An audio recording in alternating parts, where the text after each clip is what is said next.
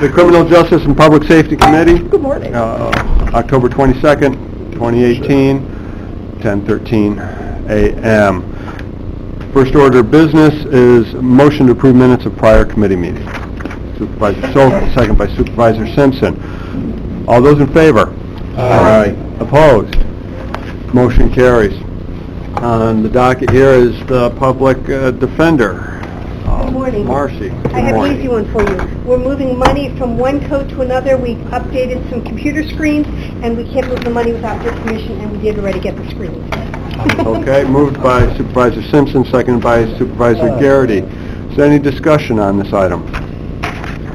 None? Okay. All those in favor? Aye. Opposed? Motion carries. Thank you so much, everyone. Have a good day. Bye. There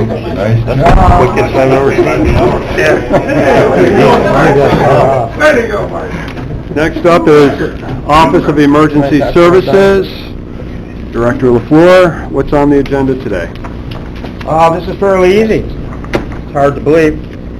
The first item that we have is a resolution just to continue our service with the I Am Responding program. We do need to sign a contract with them for continuing on. As you recall, our contract ran out in August. They gave us 3 months for free, and we need to have a contract in place for January 1. Okay. Is that a motion by Supervisor Garrity, second by Supervisor Driscoll, and a question by Supervisor Hogan. Actually, I have a question for Sean. Are we happy with I Am Responding? We're seeing increased usage. We're still not at a point where we can use it as a tool in an information center. I know Director Lafleur had just recently sent out some standardized protocols Friday, and we're going to have For our original discussion, we do have the protocols draft. I did send it to Larry Jeffords and the undersheriff, and when they feel they're good with it and we're good with it, we'll bring it to this group. But our goal was to put that online January 1. At this point, all of the emergency squads are participating in the system and all of them are putting in their stuff as they can. There are 10 fire departments that are not using it, 7 of which can't because of internet capabilities. The other 3, basically one of them has had to go through, they lost the person that they had in-house that was administering it for them. We have a meeting set up with our trainers. They're going to get those guys back online. That's actually 2 of them. So we're in good shape. My only concern with this system is that, sorry, may I speak? Please go ahead. Is that it you know, and I get it, we live kind of out on the outer edge, but there are fire departments in my town that can't use this system. They cannot participate because either the firefighters do not have phones or they don't have any cell service or reliable enough internet. So, you know, we live where we live by choice. I'm just asking the county in the future to be mindful of things like this that cannot be implemented everywhere for all of the citizens of the county. Supervisor Loeb. The question I have is how does this interface, or would it ever interface mechanically? I'm thinking conceptually it should, the county and the city of Glens Falls. The City of Glens Falls Fire Department is already using it, and they do EMS for the City of Glens Falls. So all of Glens Falls EMS is already being used in this system daily, along with the fire service. Any firefighter in the City of Glens Falls can go into the system with his own password, see what truck he's going to be driving next Tuesday. All their schedules are in there. So actually the City of Glens Falls is using it probably more than anyone else. It's turned out to be very good for them. Yes, Supervisor Wild. Mr. Chairman, Brian and Sean, you mentioned we're almost there, but we're not there yet, right? And you said that the reason we're not there is because we don't have connectivity, or that there were 2 that just needed some staffing. Are there any others that aren't participating yet that we need to coerce, influence? I've got Derek Helms, who's one of our senior communication officers, and he went into the city this morning and he got some coming. I just want to focus on the EMS agency. Sure. That's what this is originally geared towards. Including the EMS agency, correct? According to my calculations, this morning it's 7:57. Lafleur had staffing information actually loaded into the interface so we could see who was working for, Yeah, for. Is it because it's Monday morning, or is it because that's typically what we're seeing? Can't speak for the date, but in my perspective, emergency services, EMS dispatch, fire, it shouldn't matter if it's Monday morning.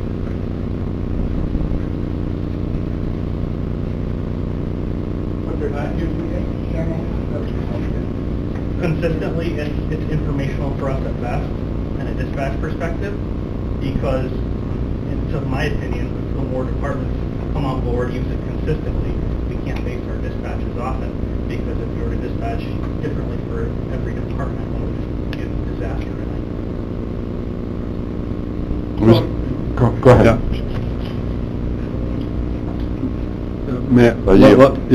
Let me get Brian first, Sheriff, then. I have an issue with what was just said in that you're contradicting what I said. The people are using the system in that they have inputted information. They have been told at the Ems Advisory Board meeting, flat out, that we are not going to do this on a daily basis until the protocol has been given to them. And that was the drop dead date was January 1. So if you're going to compare how much is being used today compared to before they get the protocol they were told they had to have, I think that's inappropriate information. Okay. Sheriff? What was my question? Sean, is that accurate? 4 of 11, is that norm? And is it going to change as of January? What's the protocol? I believe it is going to change once we get the standardized protocols out. And if that's what they've been instructed to do, maybe that's what we're such a low usage rate. Just know right now, this is not something that is a benefit within the communications center. I don't doubt that there's a benefit right now to the individual agencies that are using it, whether it's the mapping that's included or text messaging. You realize that. Yes, there seems to be two different levels here. One is what's coming through the communications center and how the county responds, putting out calls. The other is within departments and agencies themselves that use it. And one, we need to get up to speed. It sounds like there's a plan to get that up to speed. Supervisor Wild. Chairman, thanks. Just as a follow-up, so we're waiting for a protocol. How close are we to having a draft protocol that we could get out, or is it here? So what's the process if you don't mind? We're not going to do anything with this draft until it has been reviewed by the undersheriff and his staff, and they received it on Friday, so obviously they have not had a chance to get it. Right. So I want to make sure that everybody's on board. Obviously, it would be foolish for us to do a protocol for the purpose of having the radio room use this information if they don't like the protocol. We're looking for their information, their input on the protocol, and once we have that, then I can go. You all deal with politics, you know what I'm talking about. If I'm going to tell a rescue squad they have to do something, I better have it on paper. And until I can hand them this protocol that's been approved by everybody, I'm not going to hand one out that is sort of approved, or it's a draft. I don't want that information out there. We want to make sure it's correct, and we'll go from there. Our 4 EMS coordinators have all concurred on the draft, but we need the concurrence from the others that are going to be using it. Okay. Supervisor Garrity, was your hand up? Yeah, unfortunately, I use the system as far as our fire department. After we had our meeting this summer, it was not hard for us to start using the system. I don't understand why we're talking October. We didn't put something in place after we had this discussion already. And, this is all about patient care. Everybody should be jumping at doing the right thing here. It's about patient care. Not about protocols or this and that. It's about patient care. So, we need to speed the process up and help the people in the radio room get the schedules out so they know where the ambulances are, so they don't waste 20 minutes dispatching somebody who's not going to show up. So I don't understand why it's taking so long. That's just the world I live in. We have to do things on a daily basis and we get them done. So please, can we speed the process up? Get it so that we help the radio room and get it so we help the squad answer the calls. It's about patient care, and we're missing the boat here by dragging us on for months. Okay, Supervisor Hogan, then Sheriff. I'm just curious if the squads have seen the protocol and had input on it. No, because I'm waiting for the concurrence from the radio room. Again, I'm not going to give it to the squads and have them make opinions on it if they are not going to get concurrence from the radio room. Sheriff? We're following a chain here. Yep. So that's a further Yeah, I delay. heard, I'm hearing what Kevin is saying. I agree with that. Protocols, we got the protocols Friday, hearing that. I'm going to instruct Sean and Derek to make sure those protocols get read today and hammered out with Brian. Because if we're saying that it's not going to, the protocols aren't going to start until January 1, which I think is too long, I agree with Kevin, we need to start the protocols immediately. And if within 3 or 4 months, if we're still 4 of 11 with these protocols, it's problematic. And we need to know that. So I will instruct these guys to get it done today. Okay, thank you, Sheriff. Thank you. And Supervisor Garrity is correct in pointing out this is about patient care. It is all about... This is all about public safety.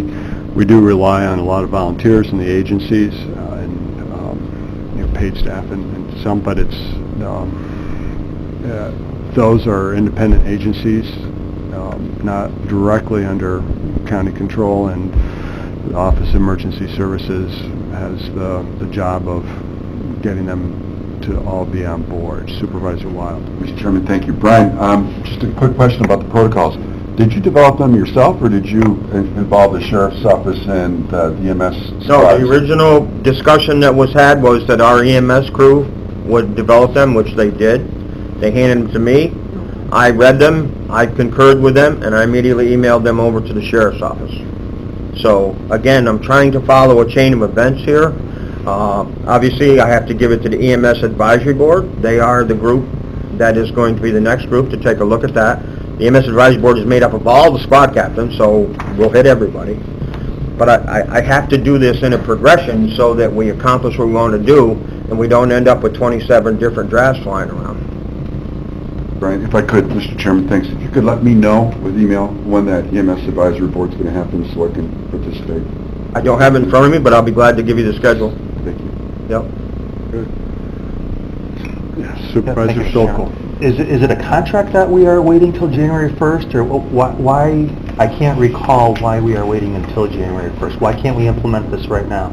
Because when we had the original discussion about renewing this or not renewing it, a discussion with the county administrator, he felt it would be important to use a January 1 to December 31st time frame for all contracts. I went back to him responding, rather than fool around and try to pay them for 3 months between when it ended and when in January 1, they offered to give it to us for free. Right, that's right. It's $4,800. They did it for free. So, under the understanding that on January 1 we would have a contract. Supervisor Bremer. But if it turns out that this isn't working for us, are we locked in to keep paying them for the next 2021, or can we get out? There's an escape clause. But I will tell you, just from my own personal standpoint, we're going to make it work. Okay? There are enough people in the system right now, both fire and EMS, and even though they're volunteers and they don't all have computer whizzes in their department, that some of them are behind getting stuff going. The bottom line is they all want to use it. Which brings me to my next point, if I can. I know you got to vote on that, but I handed to you a document which was a press release that came out recently from the University of Albany for a grant that was produced and awarded to University of Albany for $1.5 million to improve communications and capabilities for internet and broadband to fire service and other people, with the town of Thurman and their white space program being the lead on that, because they are one of the ones that, as small or big as the system is, they are using the white space. And University of Albany came to Cynthia and I and asked, would we support this program? And we both did, help them with their application. And I didn't hear anything, and then all of a sudden they come back to us with, they're going to spend $1.5 million to come up with a system that will help emergency responders and community members get the emergency broadband that they need to have. So I'm proud of that. I think it's a good plan for the town of Thurman, and it's a good thing for Warren County. And the bottom line is they're looking at developing an app that may be used nationwide for urban or very small rural areas that don't have the capability of internet. So I just thought I would point that out to you, that that's something we just received. Thank you. Thank you. But it- Supervisor Stroud? Yeah, I just want to input that as far as the town of Queensbury, in our 3 squads, the support for IM responding is strong and vigorous and very loud. And I shared the emails with Brian and Ron on that matter. Thank you. Any further discussion on the motion? Hearing none, call the question. All those in favor? Aye. Opposed? None. Motion carries. Thank you. Thank you, Brian.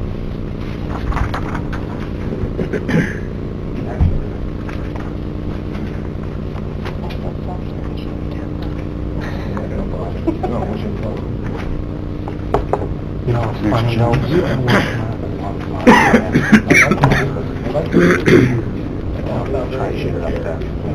I mean, I remember coming on board, 2 years after, like 2008, we've been trying to get this. Mr. Sheriff Lamry, you have the floor. I don't know why. Why it takes so long. We have a very short agenda today. Item A, request a resolution from the contract with Axon Enterprise Incorporated for a taser card that uses batteries.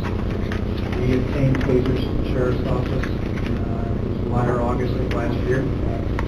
So we had an option at that point in time of either paying as we go, to see how much we were actually using batteries, because it needed to be replaced, and how many cartridges we were going to go through. We've had them for a little over a year. I know what we spent on them, and originally when they offered us what they call an unlimited plan, it was going to be around $8,400. We recently renegotiated with them, and they reduced that price down to what you see here today. And also know that we have spent close to $6,000 on batteries and cartridges just in the last year. So this will allow us an unlimited plan. It will allow us to do a lot more training. Every officer is required to maintain its taser certification. And as part of that, each officer is required to deploy 2 shots for training purposes that they still cost money. So we think this is a benefit by entering this program. Okay, thank you. Supervisor Bramer, are you bringing that to the floor? Oh, sure. Okay, is there a second? Supervisor Diamond. Okay, discussion. Supervisor Bramer? Seconded. Okay. I guess my question is, I have twofold. How many are we actually using, and is this really unlimited because it says the quantity is 150? That's actually an excellent question. I had the same question when I saw the documents myself. They initially sent us 100. They initially sent us 150 duty cartridges. That's the way the paperwork worked. And when you actually look at the language on there, you wouldn't know this. UCP, year 1, it says that unlimited cartridge plan. That's what it stands for. How many tasers do we have? We have 15 tasers. 15 that are shared by officers, so when the taser comes back, it goes back out on another 15. Oh, 15. Total. Yeah. And But that's how the- many people are we tasing? I don't have those numbers. I don't think it's a lot. More than 150 a year? I'm going to throw that out there. No. Okay. But- Thank you. Supervisor McGowan and Supervisor Diamond? Yeah, but that's 2 shots per, training, and they're a one-shot deal. I'm sure you just don't stuff them back in there again. And I cannot reuse them. All right. New cartridge. It's not like a black powder gun. You figure we have 45, 47 officers times 2 for training. There's almost 100 right there just for training. And I don't recall the last time we did one, but I don't think it's a lot. I know the cartridges are covered. The batteries are very expensive, and we've already had to replace those.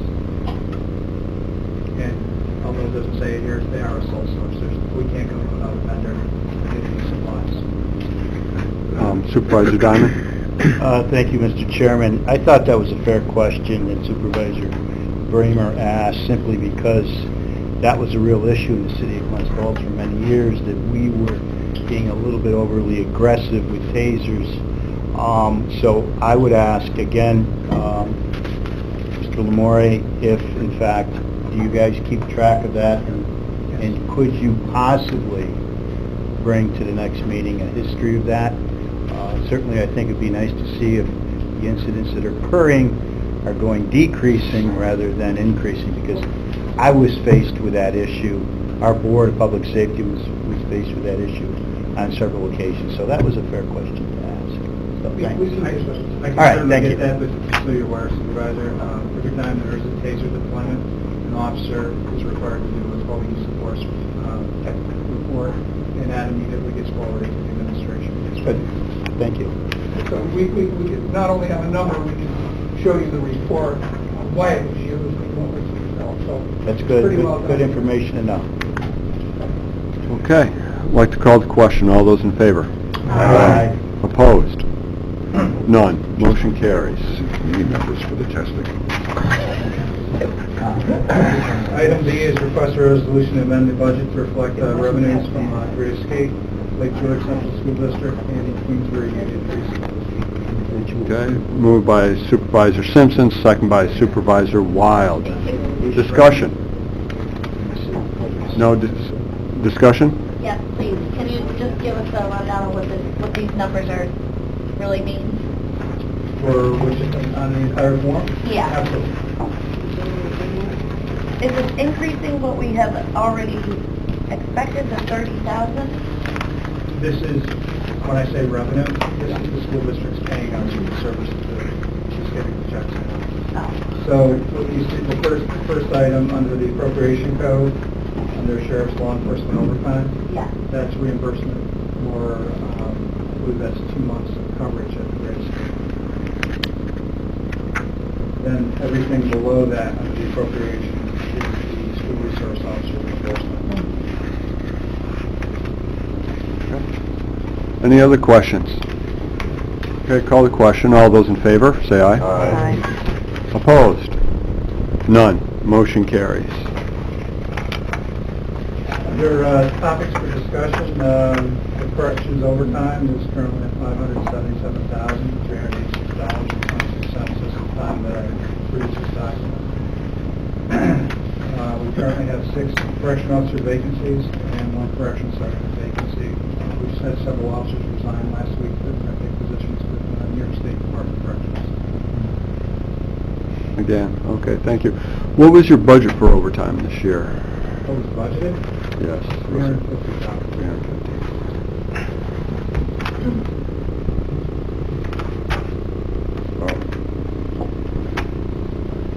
And do you have a list to pull off of for these correction We officers? do have a list, and in fact, and I know I've mentioned this in other committees, this is not a Warren County problem. It's a problem with less and less people in service exams. A whole part of the reason is that because the economy is doing so well. Right now, there's another test to be given next month. First time that I can recall that issued 2 tests within 1 calendar week to try and get bodies in slots. Well, Thank you. Supervisor Diamond, Thank Supervisor you. Wild. Thank you, Mr. Chairman. Once or if these positions are filled,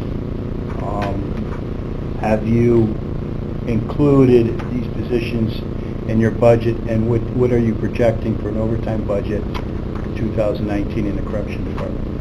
Is the number significantly less than what you're reporting today? the number of overtime that's spent for this year. So what I'm saying is if you fill these positions, or at some point in time you will. We're 100% staffed. Yes. What are you projecting your overtime budget to be next year? We budgeted again at 350. And I know that doesn't sound, it doesn't make sense. What we've done year after year is because we have a number of positions that aren't actually filled, we move that money out of the corrections regular salaries Okay. over into the overtime code. Okay, but you ship the monies. However, the number that you posted in the budget, you may exceed, is what you're saying? Yes, Okay. that's a fair statement. Okay, thank you. Thank you. Supervisor Wild and Supervisor Driscoll. Thank you. The corrections staff, we get reimbursed, don't we, for some of the inmates that we have? Because I thought I heard somewhere that the jail, we get some money back for housing federal inmates and maybe other county inmates? We don't have a lot of other county inmates, because, probably 8 years ago, the Corrections Commission mandated a lot of counties across the state that had old jails to upgrade. Mhm. So the rental, as you might say, went down. Everybody has their own space. Where the counties have been making their revenues off the federal inmates. We've had as many as 9 or 10 federal inmates. Recently, we dropped down to 2 and then down to nothing. I just spoke to the U.S. Marshal from the Northern District a couple of weeks ago about getting more in, which would help our revenues, because we were down to 0, and they were efforting that as we speak. The only really revenues we had out there for housing is basically federal inmates. And I'm just curious, does the rate, when we get reimbursed, help offset some of this overtime premium that we have to pay versus regular salaries? The revenue from boarding inmates, Yes. it's purely that's revenue, because it's funding. I guess what I'm asking is the daily rate we get from the feds cover our daily cost for an overtime correction officer, if we can do that kind of comparison? I don't know if we've done that, but the federal rate is much more than the state when you get to another county. I think we're getting $110 or $120 a day for a federal inmate. Sean? I think it's important just to remind everybody that our overtime isn't strictly driven by vacancies within the corrections department. This is brought up. We have a number of unfunded mandates in the state that we have to live with. And if we don't do the right thing, then we stand to be cited for it. Supervisor Driscoll and Supervisor Beatty. Thank you, Mr. Chairman. Sean, does our civil service department advertise positions electronically or differently than they make other positions? I mean, do we reach out to use job sites to advertise civil service positions within the department? I can't speak to what civil service does. I know there have been times when we ourselves, as the sheriff's office, will advertise if there's going to be a test. Obviously, we want to give them. I was at the Great Escape yesterday, and I was there probably about a half dozen times over the summer. The officers do a great job trying to stop and play local, but just observing them, it's certainly time well spent for all the people who go to the Great Escape as well as the county. Like the committee to keep in mind, we are running about 40 minutes late. Supervisor Beatty?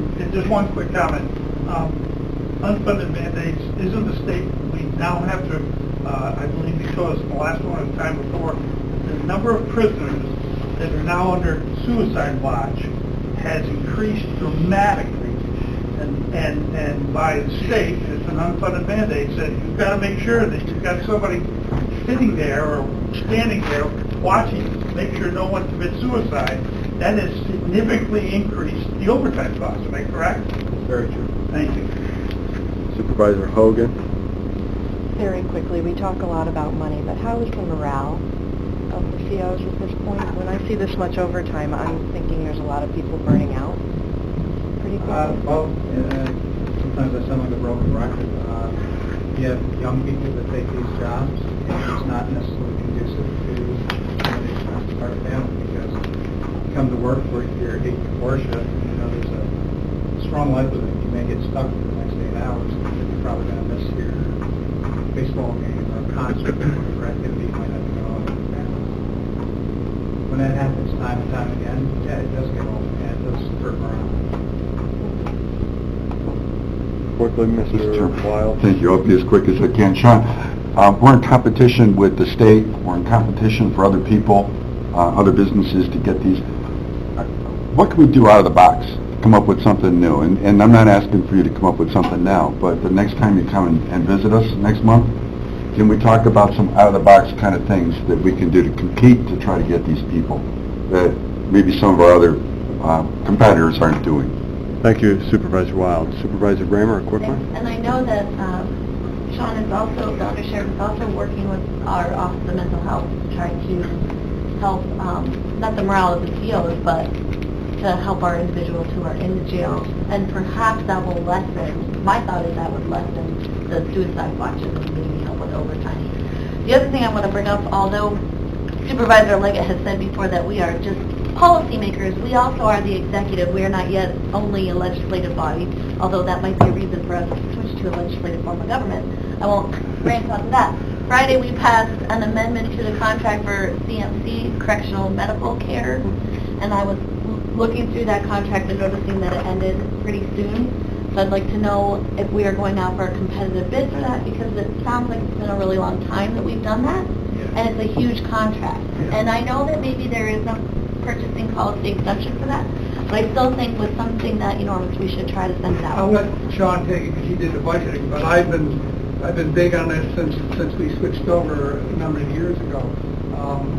Back in June, I advised the undersheriff and the jail superintendent to start looking for other companies because we needed the bid. We needed to do it to get the best bang for our buck, and we've done that. We went to 3 other places, and I think, Sean, you can correct me if I'm wrong, when you went to the budget and the committee, you brought those other contracts and showed the prices, and we tried to stay with the one.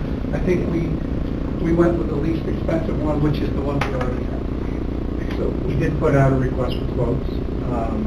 3 companies responded. There's a company called CFG. Their bid for year 1 was $2.4 million. We got a quote from a company called CSS. The numbers bounced around. Originally they didn't include dental. They had to get back to us and tell us the dental took another, I think it was $36,000 on top of what they had already bid. They're around $1.85 million. CMC, who is our current provider, they're around $1.75 million. Now the reason that, and I think I did explain this at the budget committee, that there is such a dramatic increase in our medical costs for the correctional facility is the staffing matrix that we have right now is based on having an average daily count between 90 and 30 days in custody. If you recall, this past summer we were up in the 170s, 160s. So our population is running 50% beyond what our staffing is set at to accommodate. So we do the staffing matrix to accommodate a higher number of prisoner counts that we're seeing right now. That's why it did go up. So we had 3 bids. Yeah, I'd like to see those. Yeah. Okay. Didn't you file them with the budget? I'm not on the budget committee. Oh, okay. We'll send it right to you. Anybody that wants a copy of those, please. I'd like to have one also, too. Thank you. We'll email Sean, email directly. You did? Did I see them? Any further It discussion could've been for done, yeah, sorry. the undersheriff? Is there? I can do it quickly. Okay. An executive session. Yeah, they're to discuss potential contracts. Okay. There's a request to go into executive session to discuss contract negotiations. Supervisor Garrity. I'll move it. Second by Supervisor McGowan. All those in favor? Aye. Opposed? Motion carries. Thank you, everyone.